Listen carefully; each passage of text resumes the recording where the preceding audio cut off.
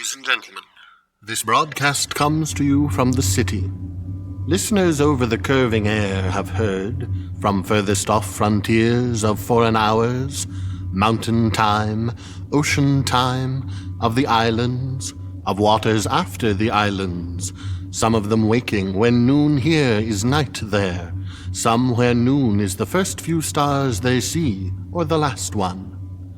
For 3 days the world has watched this city, not for the common occasions of brutal crime or the usual violence of one sort or another, or coronations of kings or popular festivals. No, for stranger and disturbing reasons. The resurrection from death and the tomb of a dead woman. Each day for 3 days, there has come to the door of her tomb at noon a woman buried. The terror that stands at the shoulder of our time touches the cheek with this. The flesh winces. There have been other omens in other cities, but never of this sort, and never so credible. In a time like ours, seemings and portents signify. Ours is a generation when dogs howl and the skin crawls on the skull with its beasts' foreboding. All men now alive with us have feared. We have smelled the wind in the street that changes weather. We have seen the familiar room grow unfamiliar, the order of numbers alter, the expectation cheat the expectant eye. The appearance defaults with us. Here in this city, the wall of the time cracks. We take you now to the great square of this city.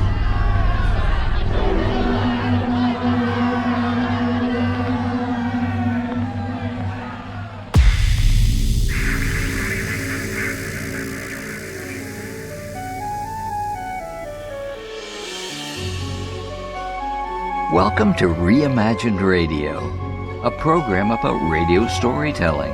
I'm Jack Armstrong. With each episode, we combine dialogue, sound effects, and music to engage your listening imagination. This episode is no different, and here to tell you about it is John Barber, producer and host. Thank you, Jack. Hello, everyone. Welcome to Reimagined Radio. Each episode of Reimagined Radio we have offered this year has provided tribute to radio programs, producers, writers, or actors.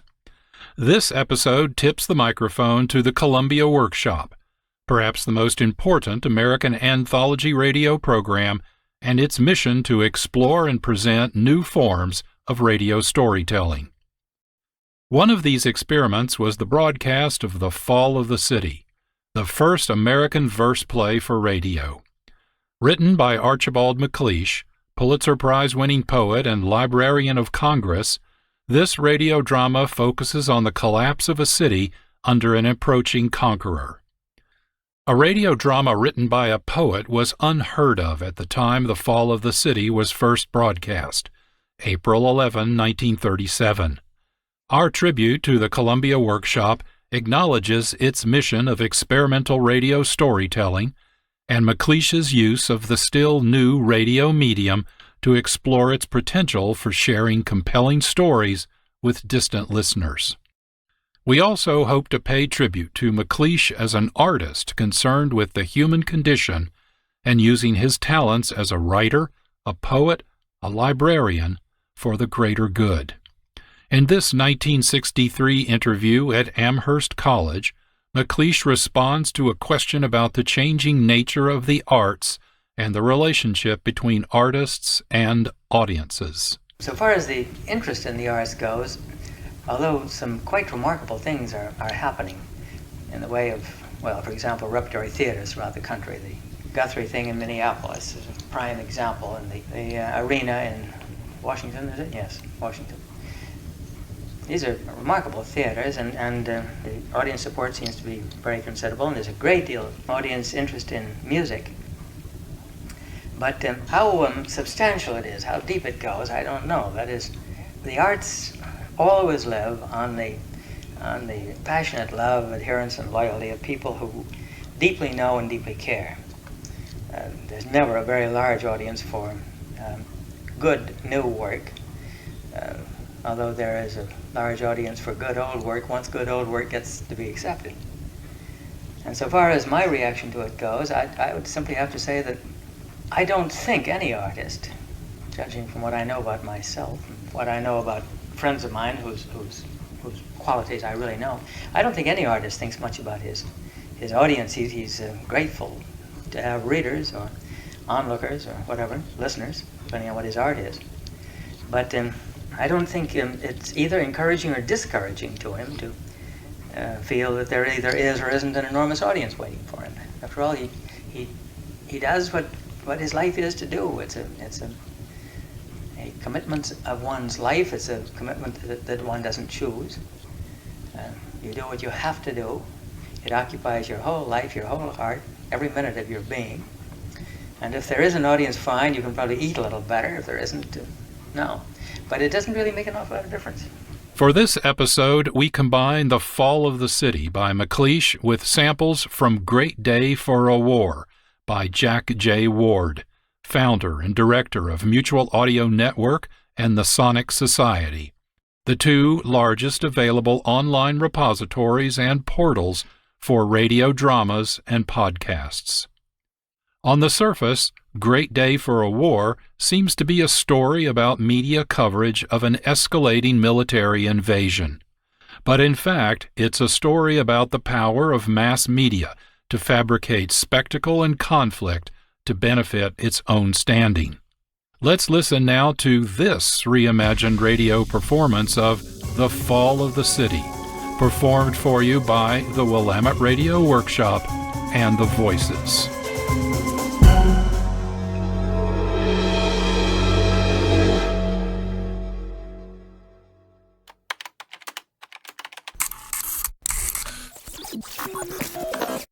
Welcome to Global Web News Coverage. Please make a selection. You've chosen The Fall of the City. Click Yes to continue. Around the globe, on the web across all boundaries, transmitted simultaneously in 128 languages to more than 200 countries. Global Web Network News.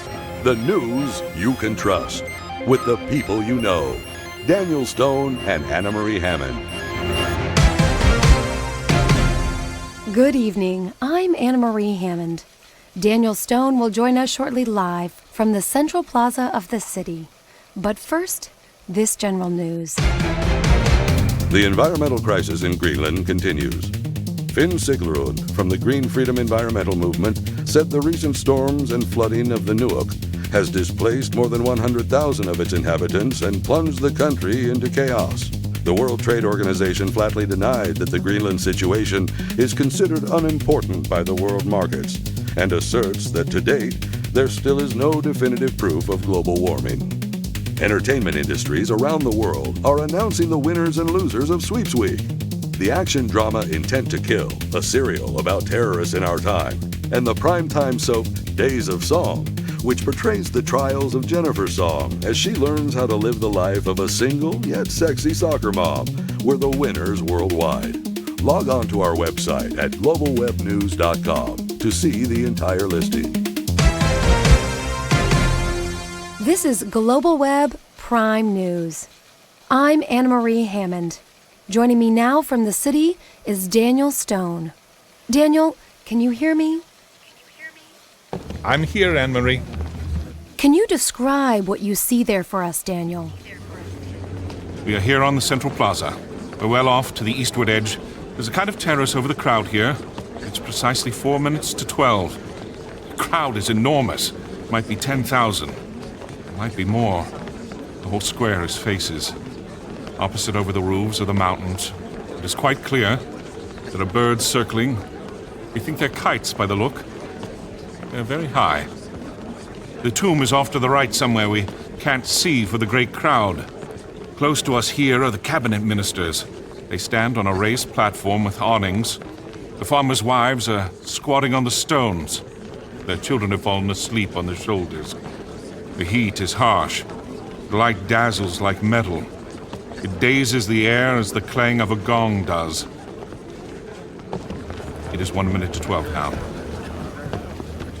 So, Daniel, after 6 months of intense diplomacy, we're still waiting for an outcome. Do you have any sense of what will happen next? There's still no sign. They're still waiting. No one doubts that she will come. No one doubts that she will speak, too. 3 times she has not spoken.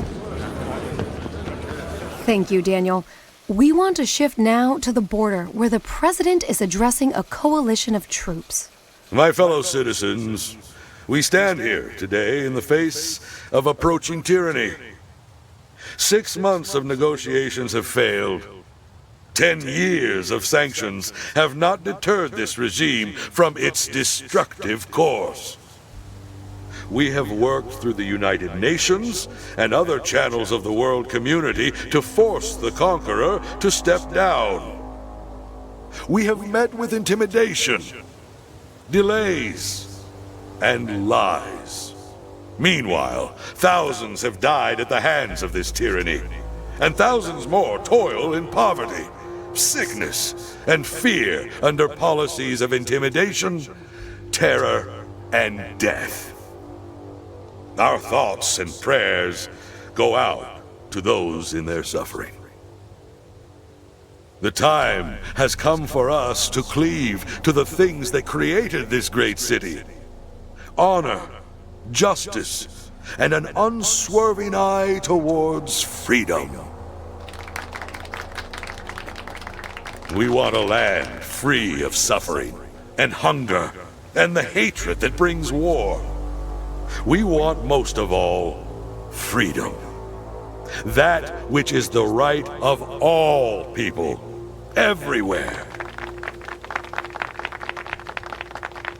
How will we build this peace? I have set aside resources for humanitarian relief. The city will belong to its citizens once again. This is not an empty threat. We do not threaten. We promise. The conqueror should stop its advances on the city and leave within 48 hours, or be forced to withdraw and pay for its crimes.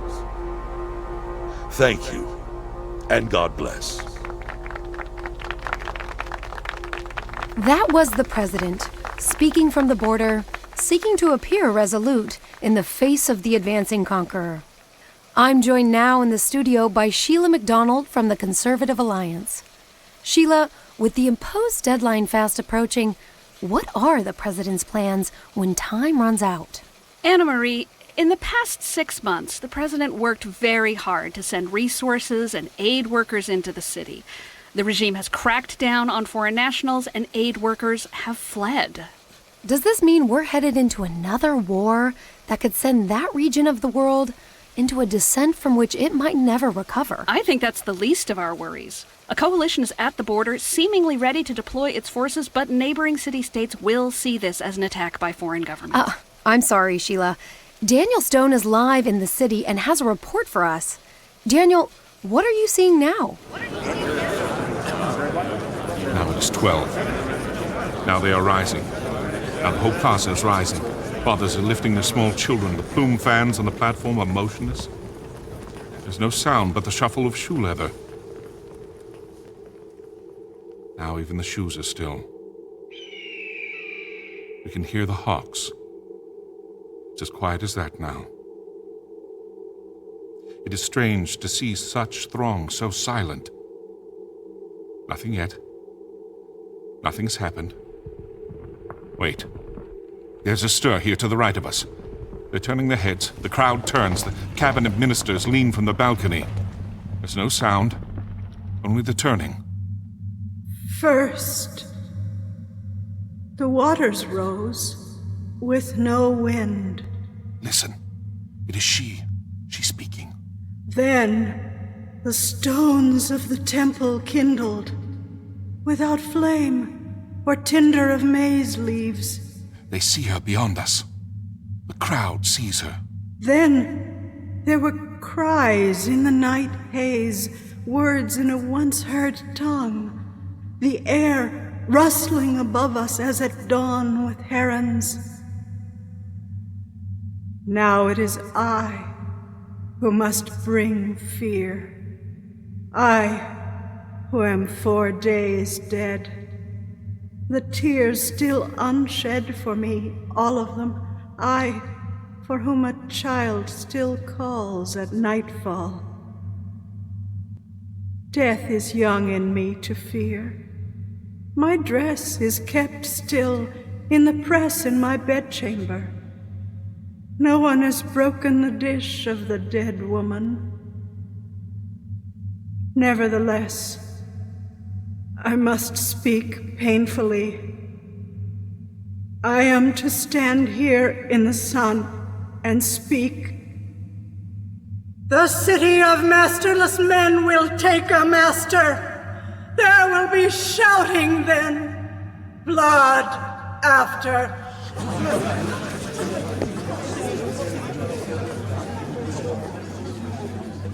Do not ask what it means.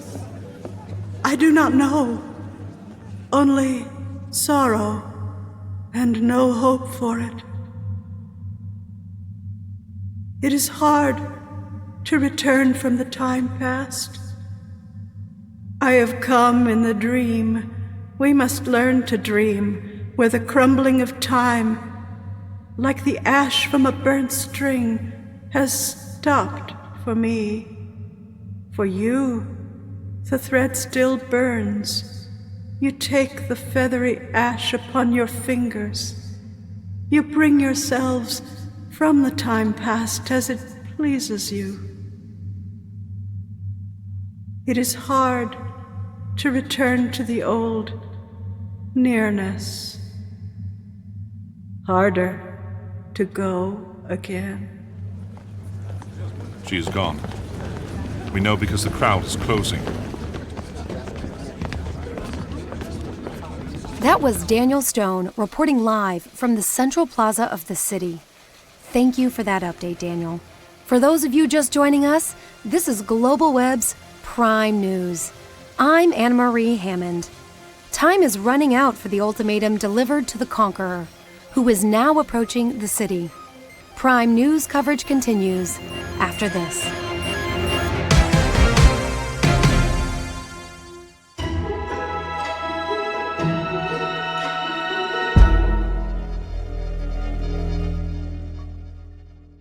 You're listening to Reimagined Radio and our performance of The Fall of the City by Archibald MacLeish. First broadcast April 11, 1939 as an episode of the Columbia Workshop radio series, the unique verse style of this story still resonates. Included in our performance are samples from Great Day for a War by Jack J. Ward, which works well to provide a contemporary context. We'll return to our story in just a moment.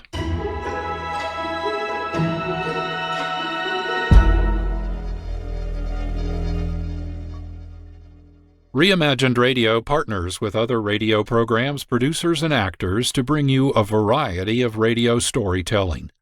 One example is The Fusebox Show. Freeform but focused, appropriate for all age groups and audiences, Fusebox shares observations and reactions to world and cultural events we cannot ignore. It's a different kind of radio storytelling, but one we are proud to support. Here's a sample. Fusebox. How many golf balls must there be off the coast of Florida? Enough to bury Mar-a-Lago to its gold-plated turrets? We live in the age of sloppy in plain sight. Sloppy. Catch Fusebox the first Wednesday of the month at 12:30 p.m. here on KXRW 99.9. Learn more at the Fusebox Show website, www.thefuseboxshow.com.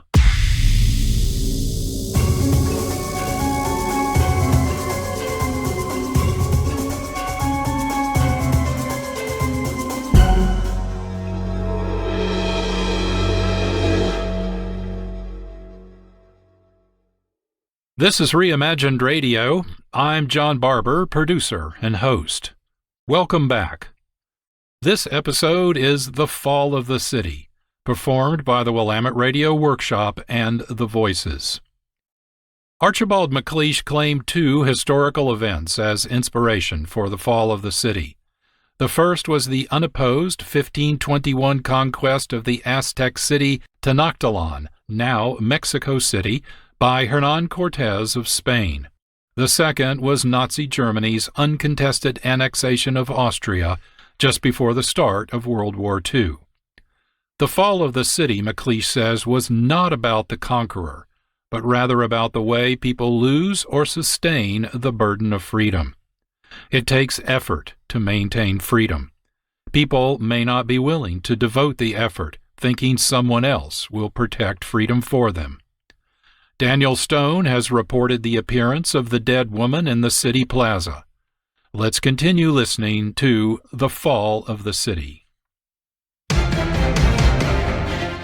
Around the globe, on the web across all boundaries, transmitted simultaneously in 128 languages to more than 200 countries. Global Web Network News. The news you can trust. With the people you know. Daniel Stone and Anna Marie Hammond. Good evening. I'm Anna Marie Hammond. To recap our story, after years of failed sanctions and negotiations, the president has issued an ultimatum calling for the conqueror to stop its advance on the city. Speaking live from the border, the president addressed a coalition of troops gathered there, but did not say unequivocally what would happen if the conqueror failed to heed his ultimatum. Daniel Stone is on location where he has been providing live reports from the city's central plaza. Daniel, what can you tell us about the situation there? We hear the releasing of held breath, the weight shifting, the lifting of shoe leather. The stillness is broken as surface of water is broken, the sound circling from in, outward. Small wonder they feel fear. Before the murders of the famous kings, before imperial cities burned and fell, the dead were said to show themselves and speak. When dead men came, disaster came. Presentiments that let the living on their beds sleep on, woke dead men out of death and gave them voices. All ancient men in every nation knew this. Masterless men? When shall it be? Masterless men will take a master! What has she said to us? When shall it be? Masterless men will take a master, blood after! What has she said to us? Blood after! They are milling around us like cattle that smell death. All square is whirling and turning and shouting. One of the ministers raises his arms on the platform. No one is listening. Now they're sounding drums, trying to quiet them likely. No! Something is happening. There in the far corner, a runner, a messenger, staggering. People are helping him. People are calling. Comes through the crowd. They're quieter. Only those on the far edge are still shouting. Listen. He's here by the ministers now. There has come the conqueror. He is speaking. I am to tell you. I have raced over sea land. I have run over cane land. I have climbed over cone land. It was laid on my shoulders by shall and by shan't that, standing by day and staying by night, were not for my lot, till I came to the sight of you. Now I have come. Be warned of this conqueror. This one is dangerous. Word has outawed him. East over sea crosses, all taken, every country. No men are free there. Ears overhear them, their words are their murderers. Judged before judgment, tried after trial, they die as do animals. Offer their throats as the goat to her slaughterer. Terror has taught them this. Now he is here. I tell you, beware of him. All doors are dangers. The warders of wealth will admit him by stealth. The lovers of men will invite him as friend. The drinkers of blood will drum him in subtly. Hope will unlatch to him. Hopelessness open. I say, and say truly to all men in honesty, such is this conqueror. Shame is his people, liquors of spittle. Their lives are unspeakable. They're dying indecent. Watch. I have said to you. They are leading him out. His legs give.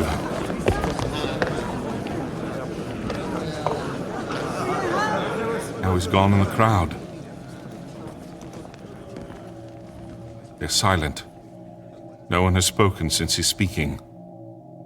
They stand still, circling the ministers. No one has spoken out or called out. There is no stir at all or movement.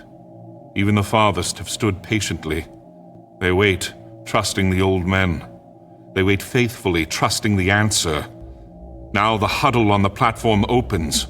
A minister turns to them, raising her two arms. Free men of this nation, the persuasion of your wills against your wisdom is not dreamed of. We offer themes for your consideration. What is the surest defender of liberty? Is it not liberty? A free people resists by freedom, not locks, not blockhouses. The future is a mirror where the past marches to meet itself. Go armed toward arms, peaceful toward peace, free and with music toward freedom. Face tomorrow with knives, and tomorrow's a knife blade. Murder your foe, and your foe will be murder. Even your friends suspected of false speaking, hands on the door at night, and the floorboards squeaking.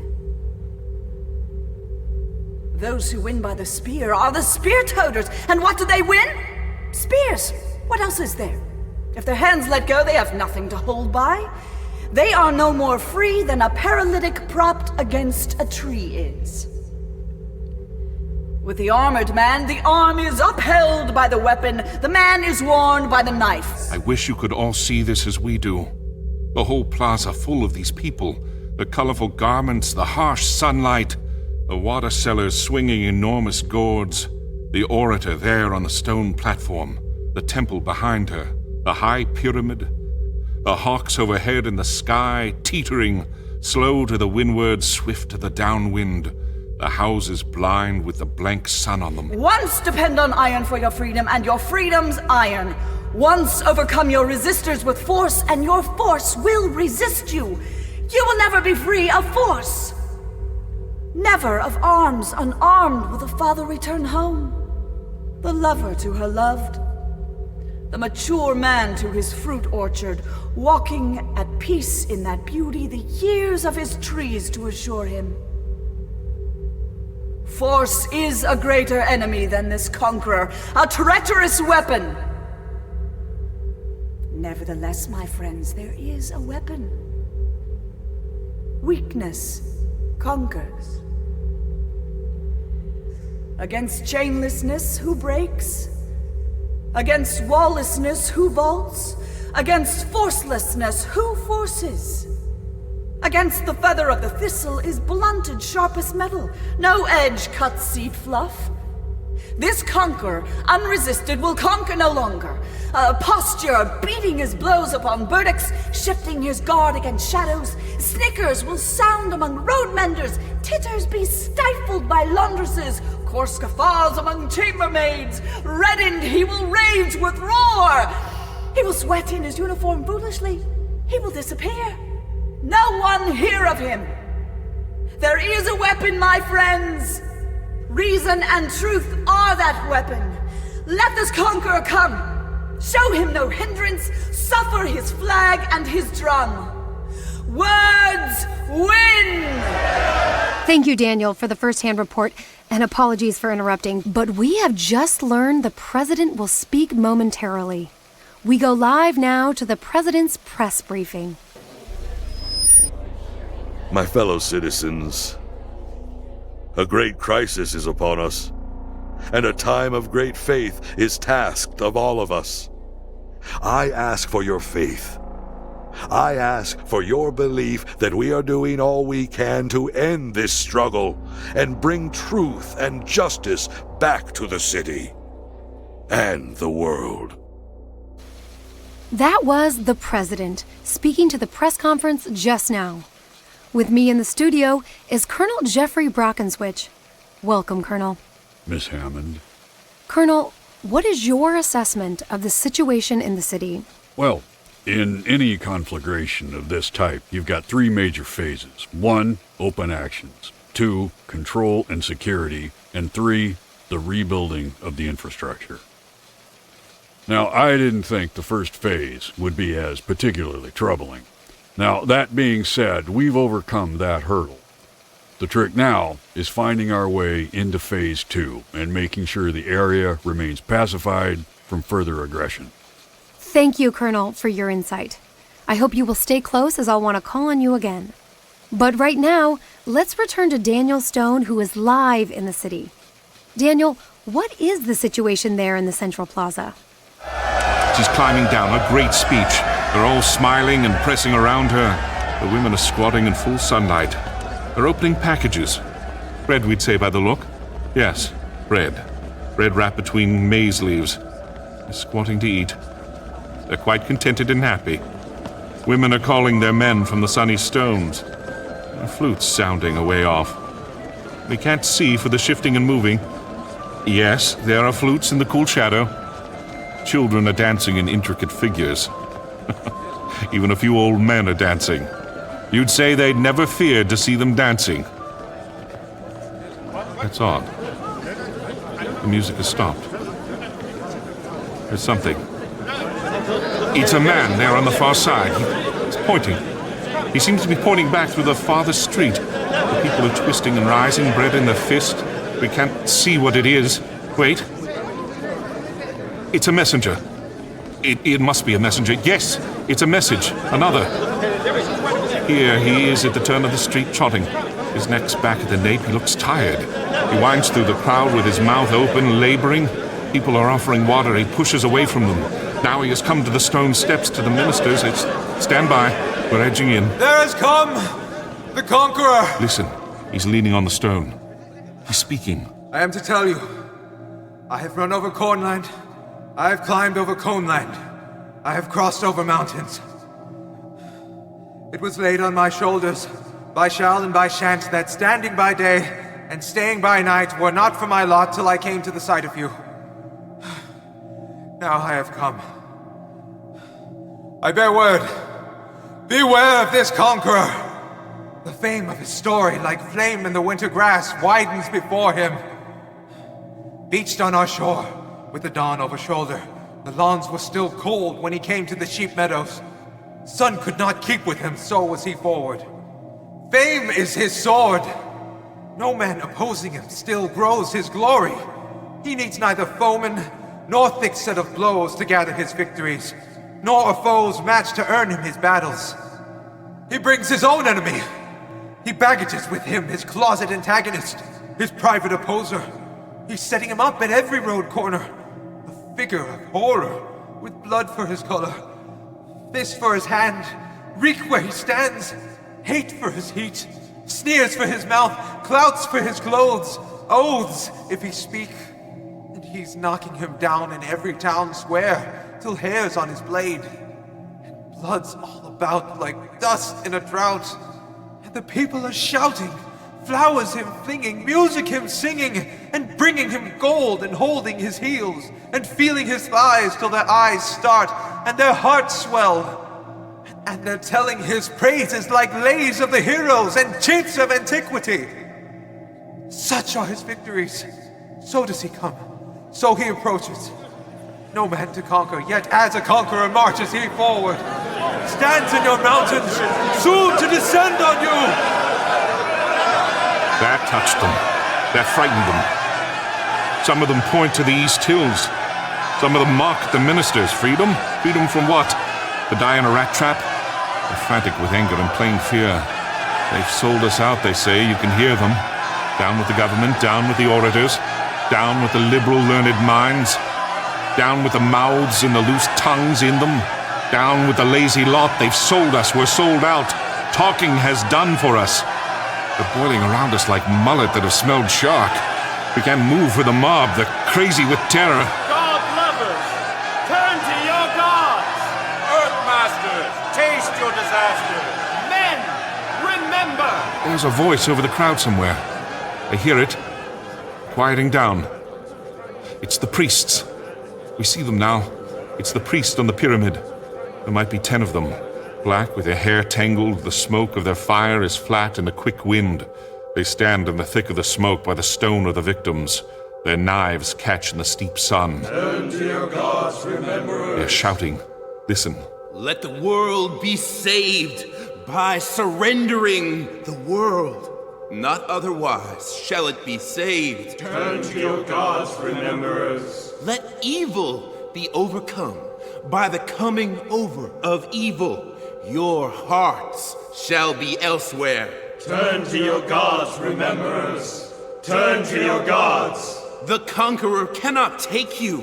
Turn to your gods. The narrow dark will keep you. Turn to your gods. In God's house is no breaking. Turn to your gods. In God's silences sleep is. Lay up your will with the gods. Stones cannot still you. Lay up your mind with the gods. Blade cannot blind you. Lay up your heart with the gods. Danger departs from you. It's a wonderful thing to see this crowd responding. Even the simplest citizens feel the emotion. There's hardly a sound now in the square. It's wonderful, really impressive. The priests there on the pyramid, the smoke blowing, the bright sun, the faces. Thank you, Daniel. We'll be back to you in a moment. But right now, I want to bring Colonel Brockenswitch back into the conversation. Colonel, do we have a timetable for stability in the city? It's too soon to tell. As you know, there's a lot of action still going on in the city, and we're going to need to make certain we have the full country under control before we can guarantee that the infrastructure can be rebuilt and a government reinstituted. So that's a no. We'll be back in a moment with Daniel Stone live from the city. Daniel can hopefully shed a little light on this situation. Hard won or hardly won? Back in a moment.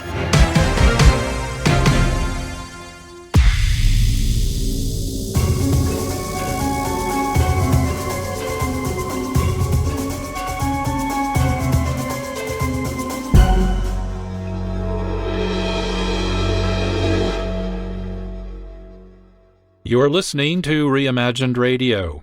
Our episode is The Fall of the City, a reimagined combination of the original by Archibald MacLeish and Great Day for a War by Jack J. Ward. Excellent radio storytelling like The Fall of the City showcases skilled use of voice, sound effects, and music, combined in proportions to spark your imagination. Here is an example. Hello? Hello? Stop ringing me, do you hear? Answer me, who is this? Do you realize you're driving me crazy? Who's calling me? What are you doing it for? Now stop it! Stop it! Stop it! Hello? Hello? If you don't stop ringing me, I'm going to call the police, do you hear? The police! Without thinking, blindly, I started the car across the tracks. He didn't even look up at me. He was staring at the ground. I stepped on the gas hard, veering the wheel sharply toward him. I could hear the train in the distance now, but I didn't care. Then something went wrong with the car. It stalled right on the tracks. The train was coming closer. I could hear its bell, its cry, its whistle crying. Still, he stood there. Now I knew that he was beckoning me to my death. Upcoming episodes of Reimagined Radio will follow this lead. For example, we plan a look at 4 radio stories that may have inspired the War of the Worlds, the most famous radio broadcast ever. Please join us as we share these interesting stories.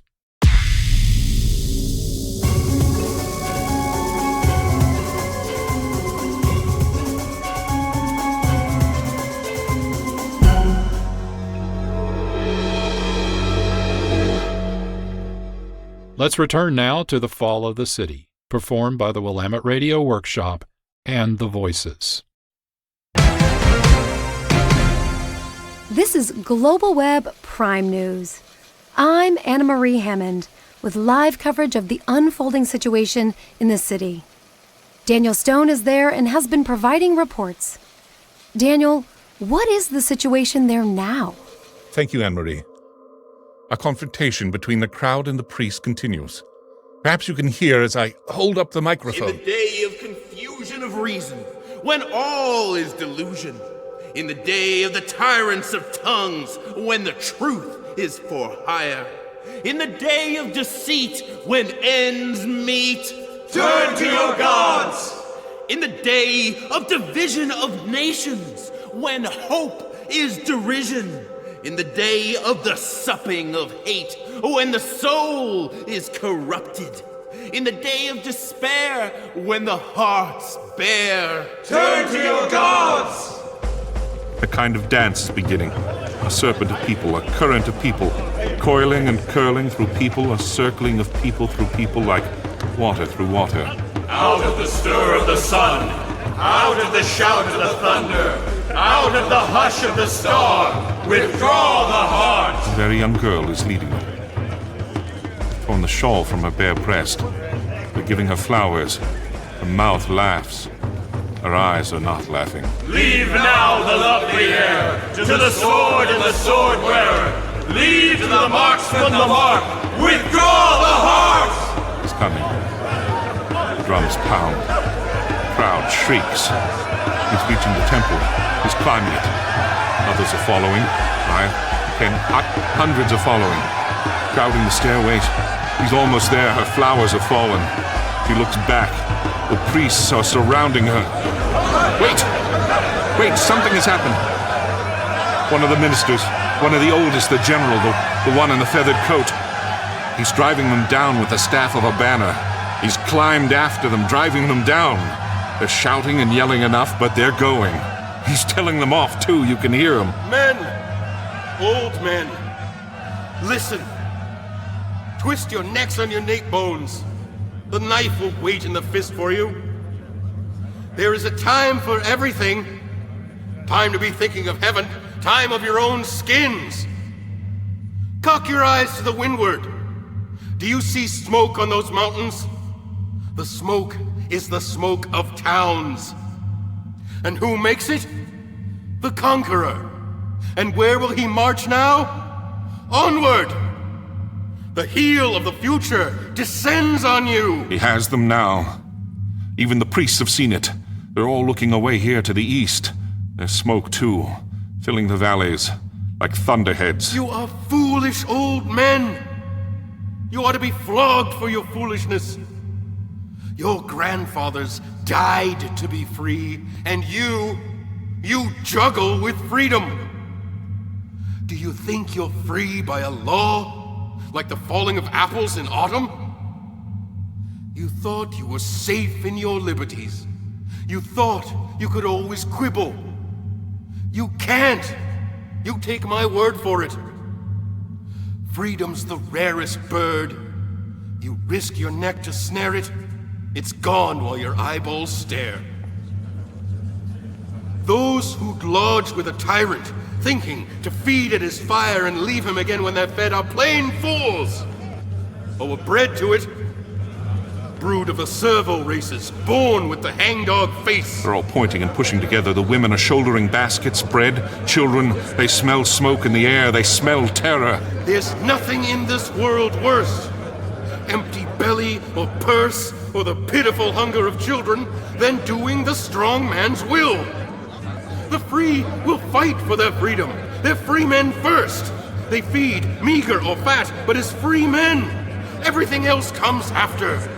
Food, roof, craft, even the sky and the light of it. The sun is yellow with smoke. The town's burning. The war's at the broken bridge. Are you free? Will you fight? There are still inches for fighting. There is still a niche in the streets. You can stand on the stairs and meet him. You can hold in the dark of a hall. You can die, or your children will crawl for it. They won't listen. They're shouting and screaming and circling. The square is full of deserters with more coming. Every street from the bridge is full of deserters. They're rolling in with the smoke blowing behind them. The plaza's choked with the smoke and the struggling of stragglers. They're climbing the platform. driving the ministers shouting. One speaks and another. The city is doomed. There's no holding it. Let the conqueror have it. It's his. It's his century. Our institutions are obsolete. He marches a mile while we sit in a meeting. Opinions and talk. Deliberative walks beneath the ivy and the creeper. The age demands a native mind. The conqueror's mind is the sight of everything. His doubt comes after the demon, or never. He knows what he wants, for his wants what he knows. He's gone before they say he's going. He's come before you've barred your house. He's one man through the thousands. Who can defend us from one man? Bear your arms. Break your standards. Give him the town while the town stands. They're throwing their arms away. Their bows are in bonfires. The plaza is littered with torn plumes, spear handles. This man must take a master. Order must master us. Freedom's for fools. Force is the certainty. Freedom has eaten our strength and corrupted our virtue. Men must be ruled. Fools must be mastered. Rigor and fast will restore us our dignity. Chains will be liberty. The last defenders are coming. They whirl from the streets like wild leaves on a wind. The square scatters them. Now they are fewer. 10 together. 5. They come with their heads turned, their eyes back. Now there are none. The street's empty. In shadow. The crowd is retreating, watching the empty street. The shouts die. The voices are silent. They're watching. They stand in the slant of the sunlight, silent and watching. The silence after the drums echoes the drum beat. Now there's a sound. They see him. They must see him. They're shading their eyes from the sun. There's a rustle of whispering. They can't see for the glare of it. Yes. Yes. He's there in the end of the street in the shadow. We see him. Looks huge. A head taller than anyone else. As broad as a brass door. A hard hero. Heavy of heel on the brick. Clanking with metal. The helm closed on his head. The eye holes hollow. He's coming. He's clear of the shadow. The sun takes him. They cover their faces with fingers. They cower before him. They fall. They sprawl on the stone. He's alone where he's walking. Marches with rattled metal. He tramples his shadow. He mounts by the pyramid, stamps on the stairway, turns. His arm rises. His visor is opening. It's no one. There's no one at all. No one. The helmet is hollow. A medal is empty. The armor is empty. I tell you, there's no one there at all. There's only the metal, the barrel of metal, the bundle of armor. It's empty. The push of a stiff pull at the nipple would topple it. They don't see. They lie on the paving. They lie in the burnt spears, the ashes of arrows. They lie there. They don't see, or won't see. They're silent. The people invent their oppressors. They wish to believe in them. They wish to be free of their freedom, released from their liberty. The long labor of liberty ended. They lie there. Look, it's his arm. It's rising. His arm's rising. They're watching his arm as it rises. They stir. They cry out. They're shouting. They're shouting with happiness. Listen, they're shouting like troops in a victory. Listen! The city of masterless men has found a master. You'd say it was they were the conquerors. They that had conquered.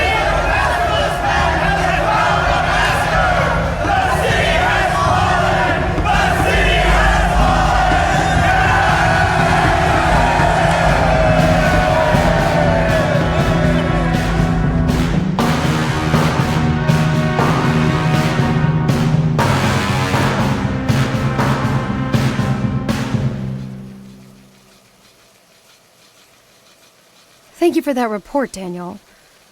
What do you think happens next? I don't know, Emily. The crowd is beginning to disperse. People are drifting away. The empty suit of armor remains where it stopped, one arm raised.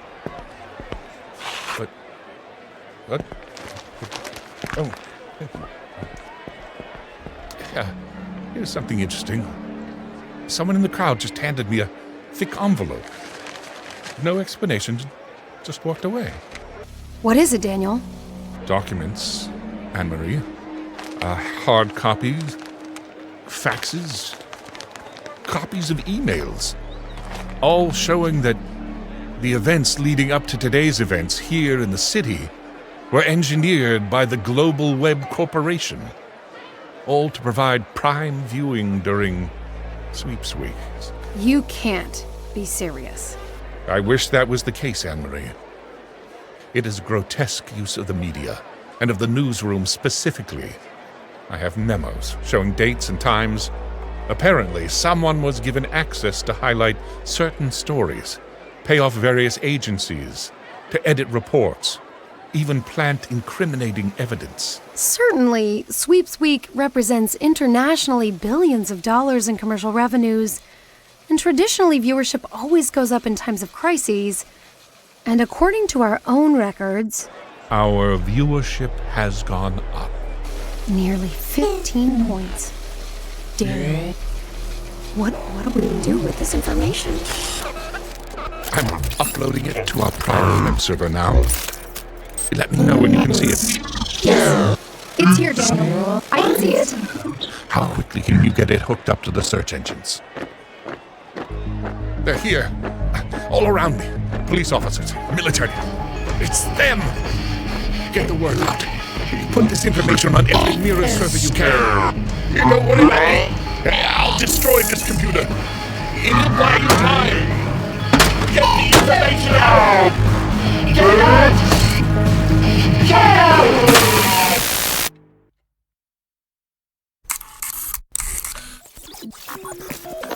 The Fall of the City story is completed. Do you wish to view another clip? Click Yes to continue. You've selected No. Proceeding to electronic checkout. Thank you. Your total will be $9.99. Please select electronic payment type. Thank you for watching Global Web News coverage. Around the globe, on the web across all boundaries, transmitted simultaneously in 128 languages to more than 200 countries. Global Web Network News, the news you can trust.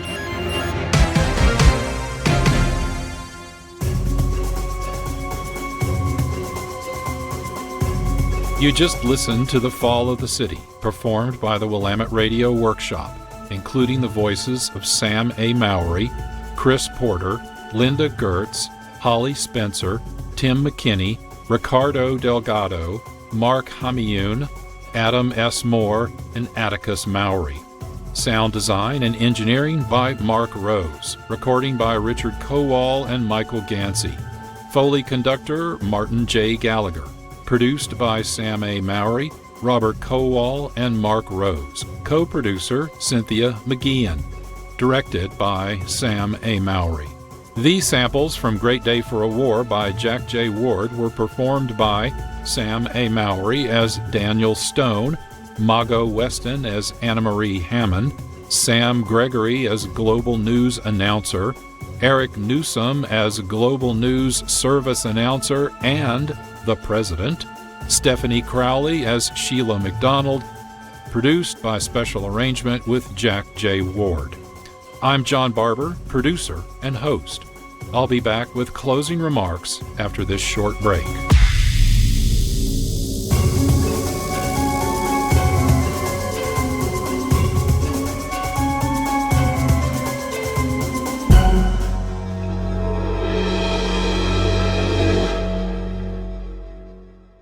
Reimagined Radio and other programs heard on this station depend on your support.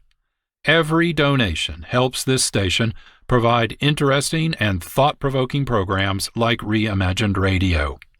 If you already support community radio through your generosity, thank you. If not, please contact your community radio station and learn how to donate. Your support is valuable, much appreciated, and may be tax deductible. Thank you for your support.